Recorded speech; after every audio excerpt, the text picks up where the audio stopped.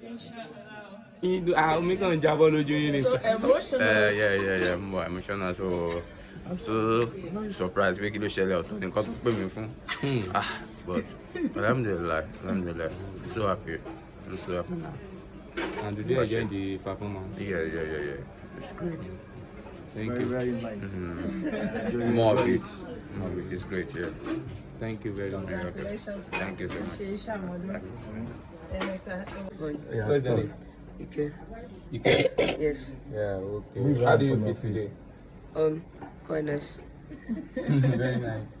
Do you enjoy the performance? Yeah. Okay, what will you tell your dad? Happy birthday. Happy birthday. Oh, baby of the house. I believe this is the second to the last one. That's last one. It's last one. It's the baby of the house. What is your name? I can't hear you. Speak up. Mohammed. Oh, how do you feel today? Are you the assistant celebrant? Wow, thank you. All right. Thank you, sir. I really enjoy it. Thank you. Enjoy the performance. Okay.